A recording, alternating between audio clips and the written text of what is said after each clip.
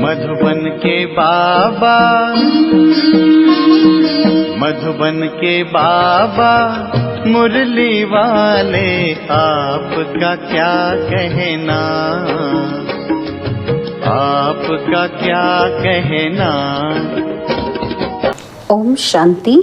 आज 27 जून 2025 के साकार मधुर महावाक्य हैं। आज मीठे मीठे बाप दादा बोले, मीठे बच्चे तुम्हारा टाइम बहुत वैल्यूएबल है, इसलिए फालतू बातों में अपना टाइम वेस्ट मत करो।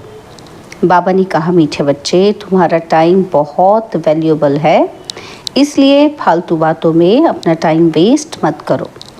बाबा ने आज प्रश्न पूछा कि मनुष्य से देवता बनने के लिए बाप की कौन सी श्रीमत मिली हुई है।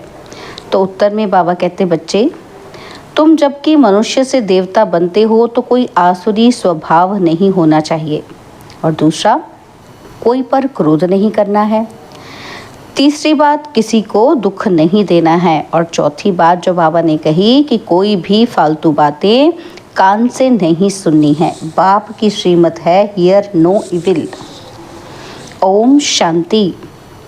तुम बच्चों का बैठना सिंपल है, कहीं भी बैठ सकते हो, चाहे जंगल में बैठो, पहाड़ी पर बैठो, घर में बैठो या कुटिया में बैठो, कहीं भी बैठ सकते हो। ऐसे बैठने से तुम बच्चे ट्रांसफ़र होते हो।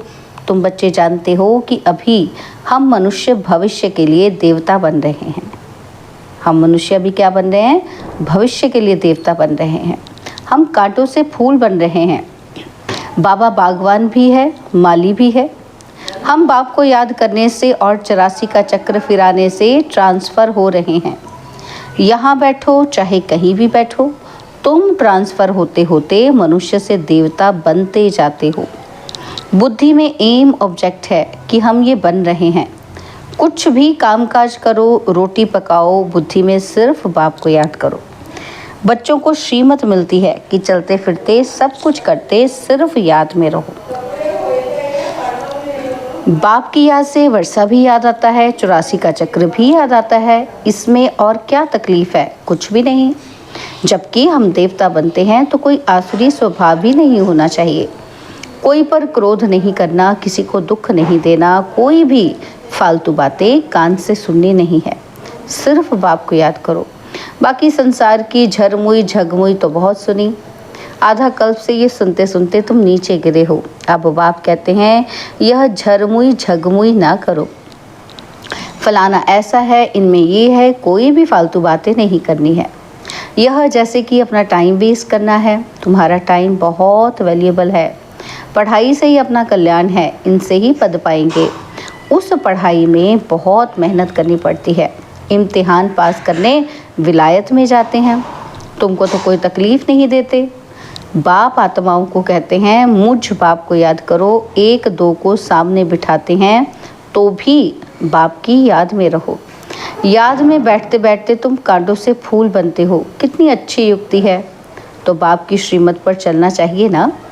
हर एक की अलग अलग बीमारी होती है, तो हर एक बीमारी के लिए सर्जन है। बड़े बड़े आदमियों के खास सर्जन होते हैं ना। तो तुम्हारा सर्जन कौन बना है? भगवान। वह है अविनाशी सर्जन। कहते हैं हम तुमको आधा कल्प के लिए निरोगी बनाते हैं। सिर्फ मुझे याद करो तो विकर्म विनाश होंगे। तुम 21 जन्म के लिए निरोगी बन जाएंगे। यह गांठ बांध देनी चाहिए। याद से ही तुम निरोगी बन जाएंगे और फिर 21 जन्म के लिए कोई भी रोग नहीं होगा। भल आत्मा तो अविनाशी है, शरीर ही रोगी बनता है, लेकिन भोगती तो आत्मा ही है ना। वहाँ आधा कल्प तुम कभी भी रोगी नहीं बनेंगे। सिर्फ याद में तत्पर रहो। सर्विस तो बच्चों को करनी ही है। प्रदर्शनी में सर्विस करते करते बच्चों के गले घुट जाते हैं और कई बच्चे फिर समझते हैं कि हम सर्विस करते करते चले जाएंगे बाबा के पास। ये भी बहुत अच्छा है सर्विस का तरीका। तो प्रदर्शनी में भी बच्चों को समझाना है। प्रदर्शनी में पहले पहले ये लक्ष्मी नारायण का चित्र दिखाना चाहिए। यह A1 चित्र है। भारत में आज से 5000 वर्ष पहले बरोबर इनका राज्य था। अथाह धन था, पवित्रता, सुख, शांति सब थी। परंतु भक्ति मार्ग में सत्युग को लाखों वर्ष दे दिए हैं, तो कोई भी बात याद कैसे आए। यह लक्ष्मी नारायण का फर्स्ट क्लास चित्र है। सत्युग में 1250 वर्ष इस डिनाइस्टी ने राज्य किया था। आगे तुम भी नहीं जानते थे। अभी बाप ने तुम बच्चों को स्मृति दिलाई है कि तुमने सारे विश्व पर राज्य किया था। क्या तुम भूल गए हो? 84 जन्म भी तुमने लिए हैं। तुम ही सूर्यवंशी थे, पुनर्जन्म तो लेते ही हैं। 84 जन्म तुमने कैसे लिए? यह बड़ी सिंपल बात है समझने की। नीचे उतरते आए, अब फिर बाप चढ़ती कला में ले जाते हैं, गाते भी हैं चढ़ती कला तेरे भाने सबका भला। फिर शंख आदि बजाते हैं। अब तुम बच्चे जानते हो हाहाकार होगा। पाकिस्तान में देखो क्या हो गया था। सबके मुख से यही निकलता था कि हे भगवान, हाय राम, अब क्या होगा। अब यह विनाश तो बहुत बड़ा है और पीछे फिर जय जयकार होनी है। बाप बच्चों को समझाते हैं कि इस बेहद की दुनिया का अब विनाश होना है। बेहद का बाप, बेहद का ज्ञान तुम बच्चों को सुनाते हैं। हद की बातें, हिस्ट्री, ज्योग्राफी तो सुनते ही आए हो। ये किसी को भी पता नहीं था कि लक्ष्मी नारायण ने राज्य कैसे किया। इन्हों की हिस्ट्री, ज्योग्राफी कोई भी नहीं जानते। तुम अच्छी रीति जानते हो कि इतने जन्म राज्य किया, फिर ये धर्म होते हैं। इनको कहा जाता है स्पिरिचुअल नॉलेज, जो स्पिरिचुअल फादर बच्चों को बैठ देते हैं। वहाँ तो मनुष्य को पढ़ाते हैं और यहाँ हम आत्माओं को परमात्मा आप समान बना रहे हैं, तो टीचर ज़रूर आप समान बनाएंगे। बाप कहते हैं मैं तुमको अपने से भी ऊंच डबल सिर ताज बनाता हूँ। लाइट का ताज मिलता है याद से और 84 के चक्र को जानने से। तुम चक्रवर्ती बनते हो। अभी तुम बच्चों को कर्म अकर्म विकर्म की गति भी समझाई है। सत्युग में कर्म अकर्म होता है, रावण राज्य में ही कर्म विकर्म होता है। सीढ़ी उतरते आते हैं, कला कम होते होते उतरना ही है। कितना छीछी बन जाते हैं और फिर बाप आकर भक्तों को फल देते हैं। दुनिया में भक्त तो सब हैं, सत्युग में भक्त कोई होता नहीं। भक्ति कल्ट यहाँ है, वहाँ तो ज्ञान की प्रालब्ध होती है।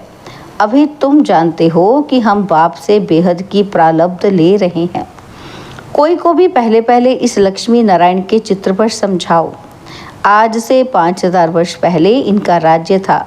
विश्व में सुख, शांति, पवित्रता सब थी और कोई धर्म ही नहीं था। इस समय तो अनेक धर्म हैं। वह पहले धर्म है नहीं, फिर इस धर्म को आना है ज़रूर। अब बाप कितना प्यार से पढ़ाते हैं। कोई लड़ाई की बात नहीं। बैगर लाइफ है, पराया राज्य है और अपना सब कुछ गुप्त है। बाबा भी गुप्त आया हुआ है। आत्माओं को बैठ समझाते हैं। आत्मा ही सब कुछ करती है, शरीर द्वारा पाठ बजाती है। वह अभी देह अभिमान में आई है। अब बाप कहते हैं देही अभिमानी बनो।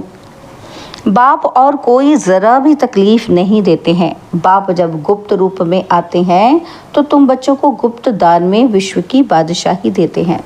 तुम्हारा सब गुप्त है, इसलिए रस्म के रूप में कन्या को जब दहेज देते हैं तो गुप्त ही देते हैं। वास्तव में गाया जाता है गुप्त दान महापुण्य। 2-4 को मालूम पड़ा तो वह ताकत कम हो जाती है। बाप कहते हैं बच्चे, तुम प्रदर्शनी में पहले पहले इस लक्ष्मी नारायण के चित्र पर सबको समझाओ। तुम चाहते हो ना कि विश्व में शांति हो, परंतु वह कब थी ये किसी की बुद्धि में नहीं है। अभी तुम जानते हो कि सत्युग में पवित्रता, सुख, शांति सब थी। याद भी करते हैं कि फलाना स्वर्गवासी हुआ, समझते कुछ भी नहीं। जिसको जो आया कह देते, अर्थ कुछ भी नहीं। यह है ड्रामा। मीठे मीठे बच्चों को बुद्धि में ज्ञान है कि हम 84 का चक्र लगाते हैं। अभी बाप आए हैं पतित दुनिया से पावन दुनिया में ले जाने। बाप की याद में रहते ट्रांसफ़र होते जाते हैं, कांटे से फूल बनते हैं और फिर हम चक्रवर्ती राजा बनेंगे। बनाने वाला बाप है, वह परम आत्मा तो सदैव प्योर है। वही आते हैं प्योर बनाने। सत्युग में तुम खूबसूरत बन जाएंगे, वहाँ नेचुरल ब्यूटी रहती है। आजकल तो आर्टिफिशियल श्रृंगार करते हैं ना, तो क्या क्या फैशन निकला है, कैसी कैसी ड्रेस पहनते हैं। आगे फीमेल्स बहुत पर्दे में रहती थी कि कोई की नज़र ना पड़े। अभी तो और ही खुला कर दिया है, तो जहाँ तहाँ गंद बढ़ गया है। बाप कहते हैं हियर नो इविल। राजा में पावर रहती है, ईश्वर अर्थ दान करते हैं तो उनमें पावर रहती है, और यहाँ तो कोई में पावर है ही नहीं। जिसको जो आया करते रहते हैं। बहुत गंदे मनुष्य हैं। तुम बहुत सौभाग्यशाली हो जो खिवैया ने हाथ पकड़ा है। तुम ही कल्प कल्प निमित्त बनते हो। तुम जानते हो पहले मुख्य है देह अभिमान, उसके बाद ही सब भूत आते हैं। मेहनत करनी है, अपने को आत्मा समझ बाप को याद करो। ये कोई कड़वी दवाई नहीं है, सिर्फ कहते हैं अपने को आत्मा समझ बाप को याद करो। और फिर कितना भी पैदल बाबा की याद में करते जाओ, कभी टांगे थकेंगी ही नहीं, हल्के हो जाएंगे। बहुत मदद मिलती है तो मास्टर सर्वशक्तिवान बन जाते हो। तुम जानते हो हम विश्व का मालिक बनते हैं। बाप के पास आए हैं और कोई तकलीफ नहीं देते हैं, सिर्फ बच्चों को कहते हैं हियर नो इविल। जो सर्विसेबल बच्चे हैं उनके मुख से तो सदैव ज्ञान रत्न ही निकलेंगे। ज्ञान की बातों के सिवाय और कोई बात मुख से नहीं निकल सकती। तुम्हें वाहियात झरमुई झगमुई की बातें कभी नहीं सुननी है। सर्विस करने वालों के मुख से सदैव रत्न ही निकलते हैं। ज्ञान की बातों के सिवाय बाकी है पत्थर मारना। पत्थर नहीं मारते तो ज़रूर ज्ञान रत्न देते हैं, या पत्थर मारेंगे या फिर अविनाशी ज्ञान रत्न देंगे, जिसकी वैल्यू कथन नहीं कर सकते। बाप आकर अभी तुमको ज्ञान रत्न देते हैं। बच्चे जानते हैं कि बाबा बहुत बहुत मीठा है।